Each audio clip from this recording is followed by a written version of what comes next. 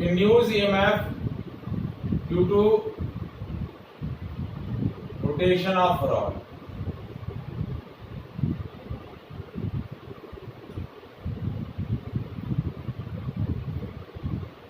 ठीक है, जैसे क्या बोला है हमने, एक मैग्नेटिक फील्ड सेटअप किया है, uniform and time independent magnetic field is setup in the space. Magnetic field is perpendicular to the plane inward. ठीक है, अब हमने क्या लिया, we are taking a rod and that rod has a length of L and rotate with the angular velocity omega. One end of the rod is pivoted. Rod का एक and pivot है, मतलब शोल्डर कर दिया, fit कर दिया, और दूसरा एंड क्या कर रहा है, मूव कर रहा है. जैसे देखिए किस तरीके से है.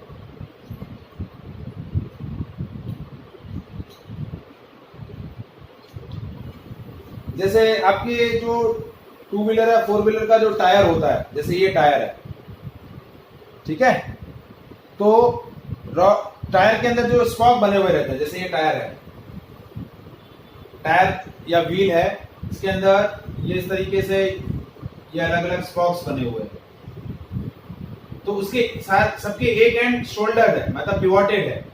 ये वाला एंड हर रॉड का क्या है, पिवोटेड है ये वाला, और ये व्हील जैसे रोटेट कर रहा है. तो क्या किया है, सेम वैसा ही लॉजिक है कि एक रॉड है जिसका लेंथ L है, जिसका एक एंड पिवोटेड है और दूसरा एंड ओमेगा एंगुलर वेलोसिटी से मैग्नेटिक फील्ड में क्या हो रहा है, रोटेट हो रहा है.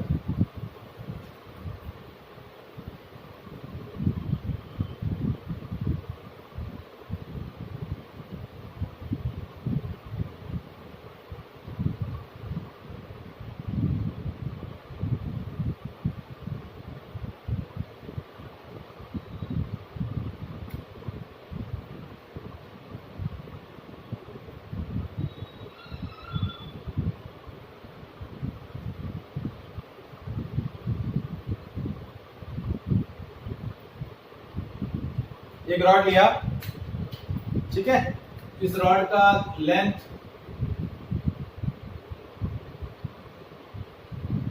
L है और ये ओमेगा एंगुलर वेलोसिटी से ऐसे रिवॉल्व कर रहा है. क्या कर रहा है, ओमेगा एंगुलर वेलोसिटी से क्या कर रहा है, रिवॉल्व कर रहा है. इसका ये एंड पिवोटेड है और ये ऐसे इस तरीके से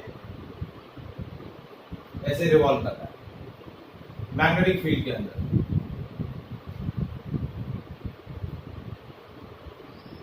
इस सर्कुलर पाथ की जो रेडियाई है वो क्या है, L है. जो रॉड की जो लेंथ है वही आपके सर्कुलर पाथ की क्या हो जाएगी, रेडियाई हो जाएगी. अब देखिए, अब रॉड के रोटेशन की वजह से हमें क्या करना है, इंड्यूस ईएमएफ कैलकुलेट करना है. तो इंड्यूस ईएमएफ कैसे कैलकुलेट करेंगे, इसको कैलकुलेट करने का क्या लॉजिक रहेगा, देखिए, we are choosing a small element of this rod.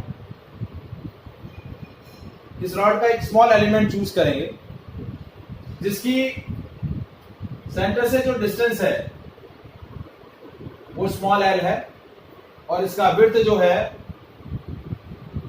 वो कितना है, dl, स्मॉल dl. विड्थ हमने क्या लिया, स्मॉल dl, और सेंटर से इसकी जो डिस्टेंस है वो कितनी है, l. दिख रहा है बेटा डायग्राम, या थोड़ा बड़ा बनाओ,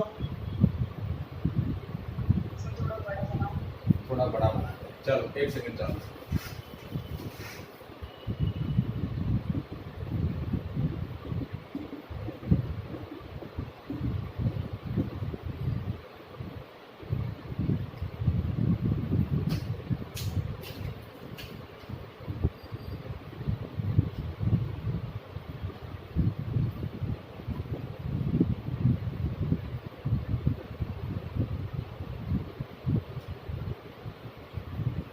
ठीक है, ये रॉड लिया और ये रॉड जो है वो ओमेगा एंगुलर वेलोसिटी से ऐसे एंटी क्लॉकवाइज रिवॉल्व कर रही है. इस रॉड का जो लेंथ है वो L है, ठीक है. अब सर्कुलर पाथ का रेडियस वही होगा, जो रॉड का आपका जो लेंथ है वही सर्कुलर पाथ की रेडियस होगी. अब इस रॉड के रोटेशन की वजह से आपको इंड्यूस ईएमएफ कैलकुलेट करना है। तो कैसे कैलकुलेट करेंगे? We are choosing a small element of this rod. इस रॉड का एक स्मॉल सा एलिमेंट हमने चूज किया जिसकी विड्थ कितनी है dl और जिसकी सेंटर से डिस्टेंस कितनी है l। सेंटर से इसकी डिस्टेंस है l और विड्थ कितनी है dl। अब ये स्मॉल सा एलिमेंट जो है वो भी उसी एंगुलर वेलोसिटी से रिवॉल्व कर रहा है जिस एंगुलर वेलोसिटी से पूरा रॉड रिवॉल्व कर रहा है। अब ओमेगा क्या है? Angular velocity. क्या है? Angular velocity. So linear velocity of small element of rod having width dl। यदि मैं इस स्मॉल एलिमेंट की लीनियर वेलोसिटी निकालना चाहूं तो लीनियर वेलोसिटी क्या हो जाएगी? v। और लीनियर वेलोसिटी कैसे निकलेगी? देखिए v इक्वल्स टू होता है ओमेगा r। ये रिलेशन होता है लीनियर और एंगुलर पैरामीटर के अंदर। तो यहां लीनियर वेलोसिटी हो जाएगी ओमेगा इनटू इस स्मॉल एलिमेंट का सर्कुलर पाथ क्या होगा? ये वाली रेडियाई होगी उसकी, छोटी वाली, क्योंकि वो इतने से स्मॉल एरिया में रिवॉल्व करेगा। ये स्मॉल एलिमेंट इतने से सर्कुलर पाथ में रिवॉल्व करेगा। छोटा सा एलिमेंट है तो इसकी लेंथ हो गई ओमेगा इनटू एल। तो इसकी लीनियर वेलोसिटी क्या हो जाएगी? Omega into small L. यहां तक समझ में आया बेटा? एंगुलर वेलोसिटी से पहले मैंने लीनियर वेलोसिटी कैलकुलेट करी।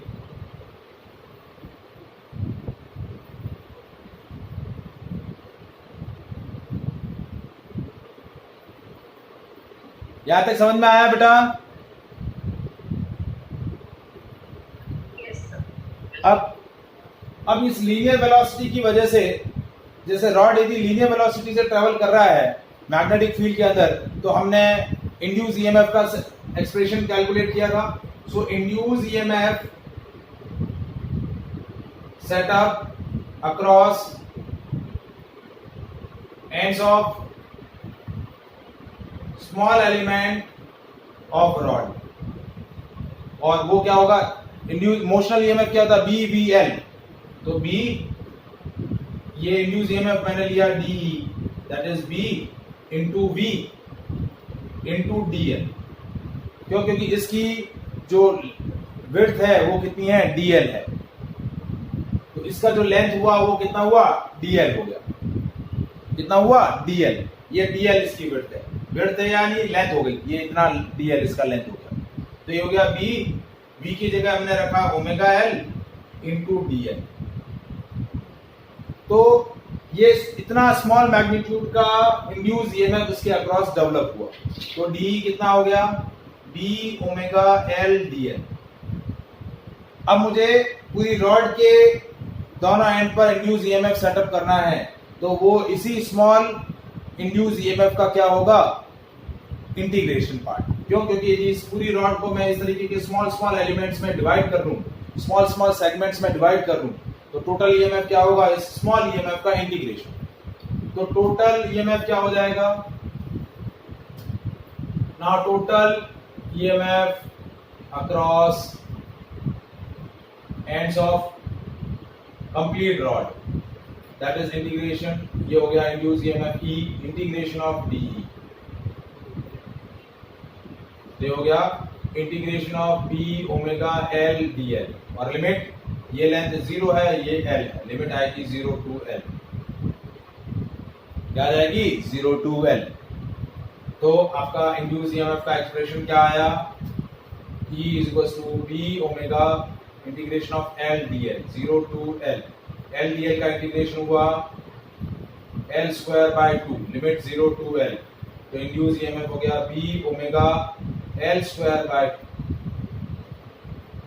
तो आपका इंड्यूस ईएमएफ का expression half B omega L square.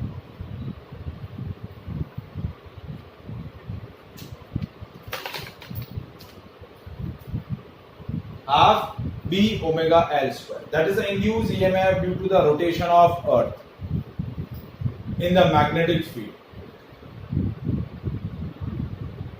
अब यदि यही एक रॉड नहीं होके यदि आपका टोटल पूरा ही क्या हो जाता, मेटालिक व्हील हो जाता, which consist of n number of spoke, तो टोटल ईएमएफ कितना होता, जितना एक रॉड के अक्रॉस हुआ है उतना ही क्या होगा, सारी रॉड के अक्रॉस होगा।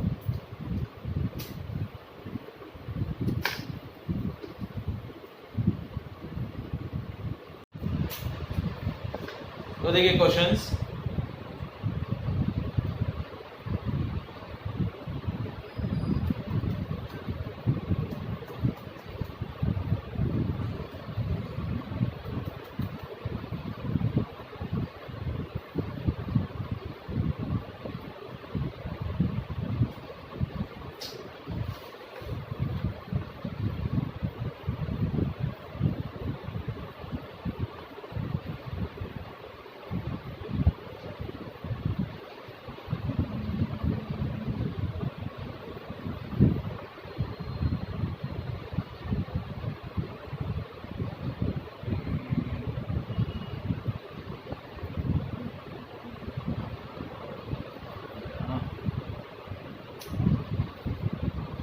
चलिए question, first question,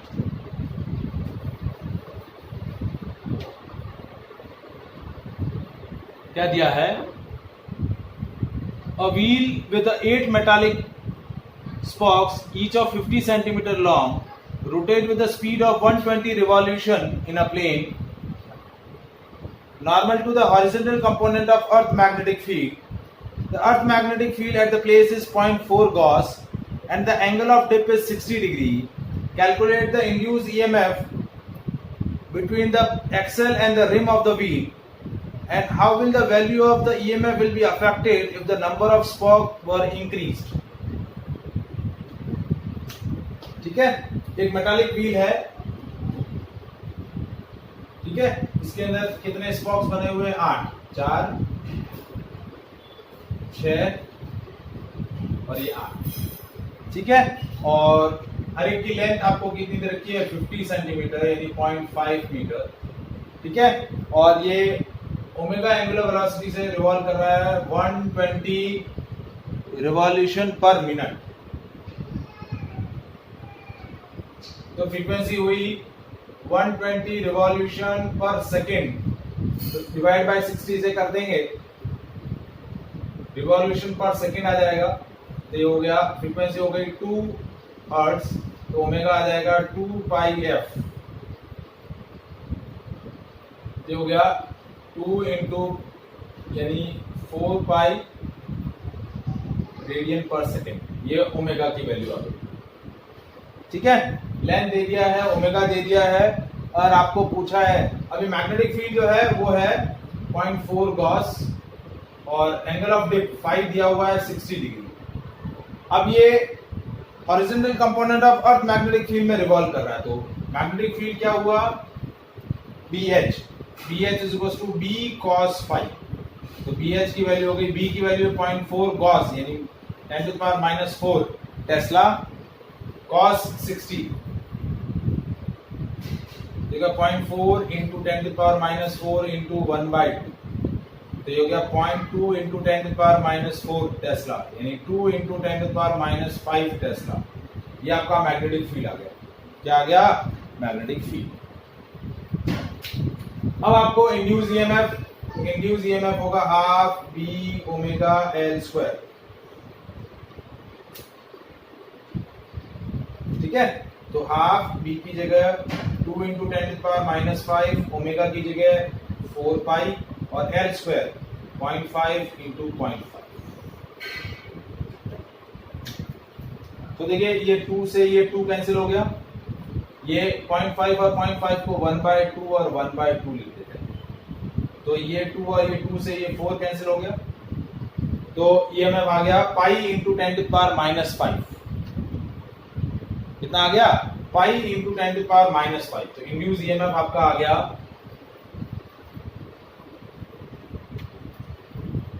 pi into 10⁻⁵ यानी 3.14 into 10⁻⁵ volt. Is it clear? और ये जो ईएमएफ होगा ये नंबर ऑफ स्पॉक्स पे चेंज नहीं होगा, इंक्रीज करें या डिक्रीज करें ईएमएफ की वैल्यू यही रहेगी। नंबर ऑफ स्पॉक्स पर आपका ईएमएफ डिपेंड नहीं करेगा। आया समझ में? Next question, a rectangular conductor LMNO is placed in a uniform magnetic field of 0.5 Tesla. The field is directed perpendicular to the plane of the conductor. When the arm MN of the length 20 centimeter is moved towards the left with a velocity of 5 meter per second, calculate the EMF induced in the arms. Given the resistance of arm is to be 0.5 ohm, then calculate the value of induced current. ठीक है, अब एक rectangular loop है LMNO,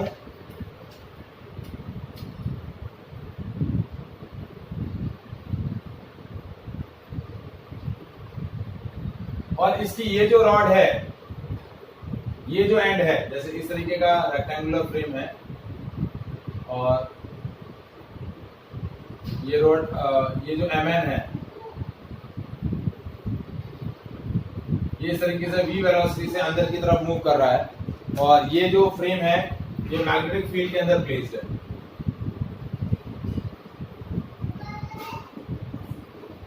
magnetic field आपको दिया है 0.5 Tesla, velocity आपको दिया हुआ है 20 मीटर पर सेकेंड, और लेंथ ऑफ द रॉड आपको दे रखी है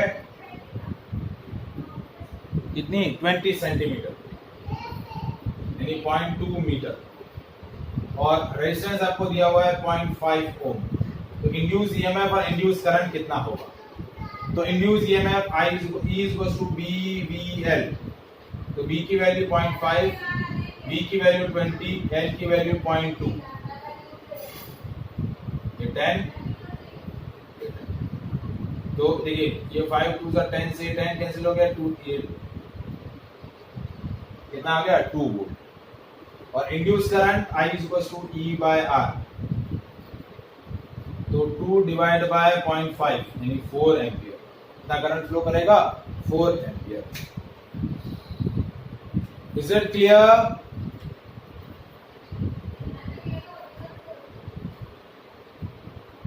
एनी डाउट?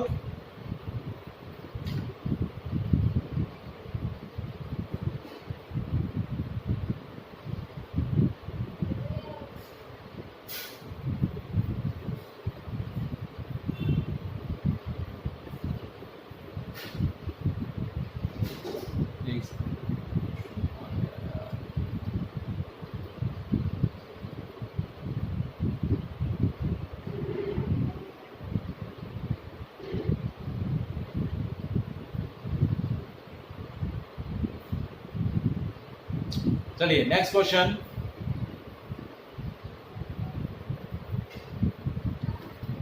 टेक्स्ट बुक का ही क्वेश्चन है, देखिए। चलिए नेक्स्ट क्वेश्चन देखिए। A square loop of side 20 cm is initially kept 30 cm away from a region of uniform magnetic field of 0.1 Tesla as shown in a figure. It is then moved towards the right with a velocity of 10 cm per second till it goes out of the field. Plot a graph showing the variation of magnetic flux through the loop with the time, and also plot a graph between induced EMF and the time, induced current and the time, if it has a resistance of 0.1. ठीक है, एक square loop है, ये square loop जिसकी side आपको कितनी दे रखी है, 20 सेंटीमीटर। ठीक है, it initially kept 30 cm away from a region of uniform magnetic, आपका यूनिफॉर्म मैग्नेटिक फील्ड सेटअप है।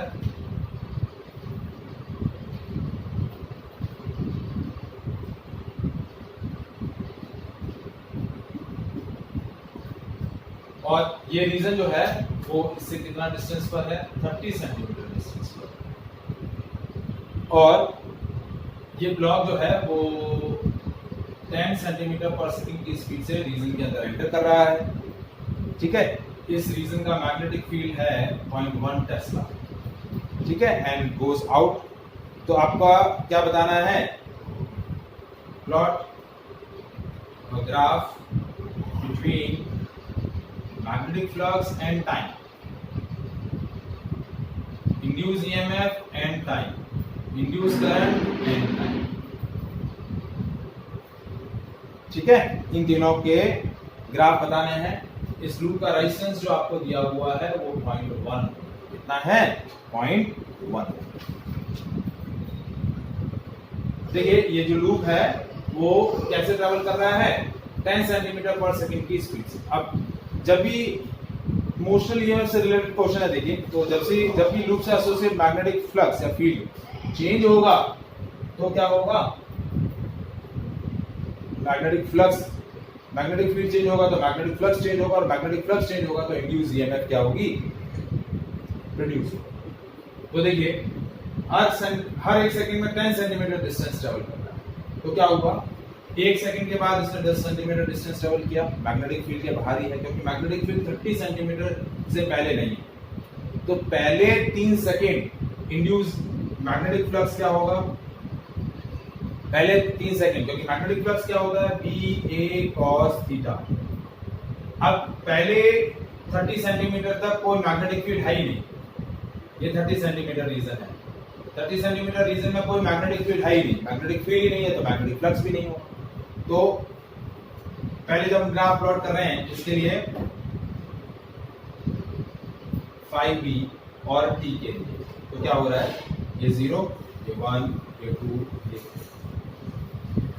4, 5, 6, 7, 8। इस मैग्नेटिक फील्ड का रीजन जो आपको दिया हुआ है उसकी लेंथ आपको दे रखी है कितनी, 80 सेंटीमीटर, ये भी दिया हुआ है 80 सेंटीमीटर। फिर ये बाहर आ रहा है, तो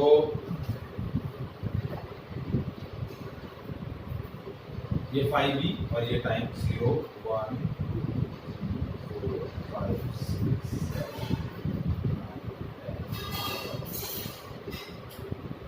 8, 9, 10। तो क्या हो रहा है, पहले 3 सेकंड तक वो रीजन तक एंटर ही नहीं कर रहा है, मैग्नेटिक फील्ड के रीजन में एंटर ही नहीं कर रहा है, एंटर ही नहीं करेगा मैग्नेटिक फील्ड के रीजन में, तो induce EMF 0, sorry magnetic flux 0, flux ही 0, क्योंकि फ्लक्स होता है phi b is equals to BA cos theta. तो मैग्नेटिक फील्ड ही नहीं है तो मैग्नेटिक फ्लक्स भी नहीं होगा, क्या होगा, मैग्नेटिक फ्लक्स भी नहीं होगा। अब क्या हो रहा है, 3 सेकंड के बाद ये इस मैग्नेटिक फील्ड में एंटर करना शुरू कर रहा है, क्या कर रहा है, मैग्नेटिक फील्ड में एंटर करना शुरू कर रहा है। तो क्या हुआ, चौथे सेकंड में कितना डिस्टेंस ट्रेवल किया, 10 सेंटीमीटर, मतलब क्या हुआ, चौथे सेकंड में वो कुछ यहाँ पहुंचा, ऐसे पहुंचा। 4 सेकंड कंप्लीट हुए तो आधा पार्ट अंदर की तरफ है, आधा पार्ट बाहर की तरफ, क्योंकि 10 सेंटीमीटर पर सेकंड ट्रेवल कर रहा है, तो 10 सेंटीमीटर तो मैग्नेटिक फील्ड के अंदर आ गया और 10 सेंटीमीटर मैग्नेटिक फील्ड के बाहर। तो क्या हुआ, मैग्नेटिक फ्लक्स बढ़ा, क्या हुआ, मैग्नेटिक फ्लक्स इंक्रीज हुआ। मैग्नेटिक फ्लक्स कितना होगा, देखिए phi b is equals to b into a 0.1 into कितना होगा मैग्नेटिक फ्लक्स,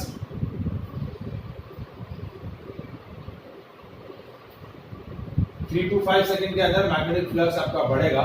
तो ये एरिया ऑफ लूप कितना आया, 0.2 into 0.2, ये कितना आ गया 0.04 मीटर स्क्वायर, और मैग्नेटिक फ्लक्स हुआ BA cos 0, क्योंकि एरिया वेक्टर और मैग्नेटिक फील्ड जो होंगे पैरेलल रहेंगे, तो 0.1 into 0.04, 4 into 10 to the power -3, ये मैग्नेटिक फ्लक्स।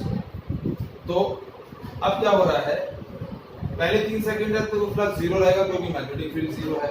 अब चौथे सेकंड में क्या होगा, लूप इस तरीके से आधा अंदर आ जाएगा, आधा बाहर रहेगा, मैग्नेटिक फील्ड के बाहर क्या रहेगा, आधा लूप अंदर आधा बाहर, इस तरीके से। तो फ्लक्स बढ़ना शुरू हुआ, ठीक है।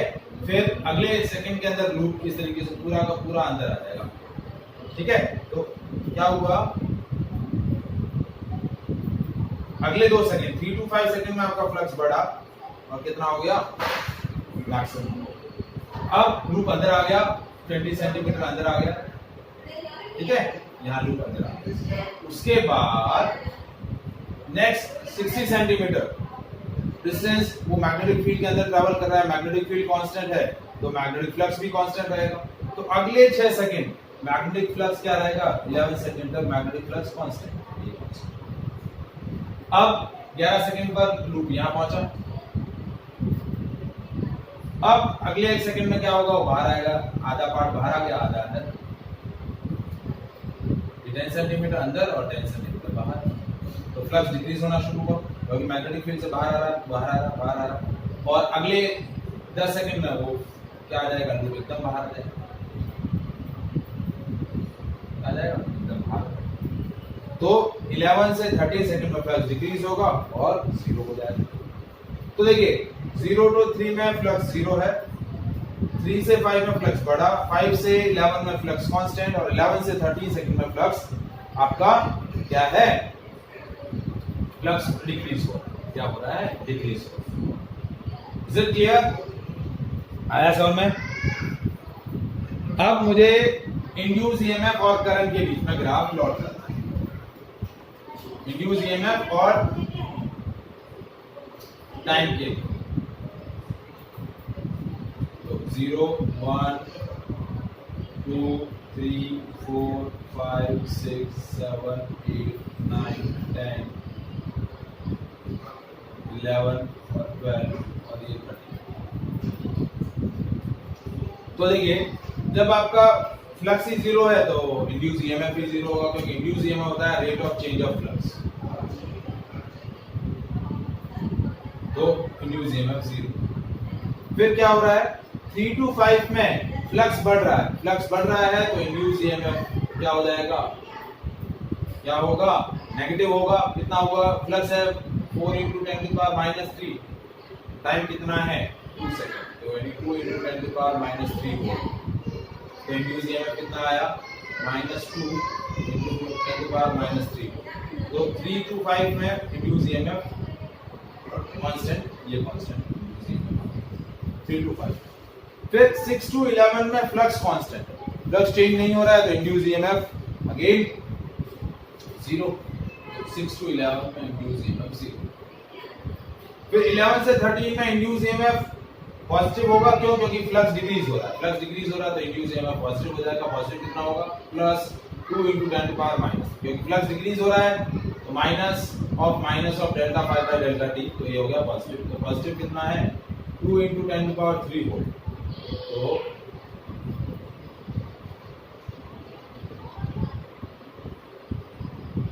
तो ये इंड्यूस ईएमएफ का। अब इंड्यूस करंट का भी ग्राफ कुछ ऐसा ही बनेगा, बस इंड्यूस करंट की वैल्यू क्या होगी, E/R। आपको लूप का ये रेजिस्टेंस कितना दिया हुआ है, लूप का रेजिस्टेंस दिया हुआ है 0.1 ओम, तो हो गया 2 into 10 to the power -3 volt divide by 0.1, हो गया 2 into 10 to the power -4 ampere. ये इंड्यूस करंट की वैल्यू। तो इंड्यूस करंट जहाँ इंड्यूस ईएमएफ है जिस इंटरवल में, वहीं इंड्यूस करंट होगी, इस इंटरवल में और इस इंटरवल में। और उस इंड्यूस करंट का मैग्नीट्यूड क्या होगा, 2 into 10 to the power -4 ampere. ठीक है, तो यदि मैं क्या करूं, इंड्यूस ईएमएफ, इंड्यूस करंट और टाइम के बीच में ग्राफ प्लॉट करूं तो ये वैल्यू हो जाएगी 2 into 10 to the power -4 ampere और यहाँ पर भी value 2 into 10 to the power -4। बस ग्राफ वैसा ही बनेगा, न्यूमेरिकल वैल्यू चेंज हो जाएगी करंट की, दैट्स इट, बाकी कुछ नहीं। ये टाइम है इस तरफ। तो इस तरीके का क्वेश्चन आता है मोशनल ईएमएफ का। ये प्रैक्टिकल क्वेश्चन है जिसमें हमने क्या किया है, एक आपका क्लोज लूप जो है मैग्नेटिक फील्ड में ट्रेवर्स कर रहा है, पहले मैग्नेटिक फील्ड में एंटर कर रहा है, फिर मैग्नेटिक फील्ड से बाहर आ रहा है, तो उससे एसोसिएट मैग्नेटिक फील्ड और मैग्नेटिक फ्लक्स चेंज हो रहे हैं और इंड्यूस ईएमएफ सेटअप हो रहा है। Okay, is it clear?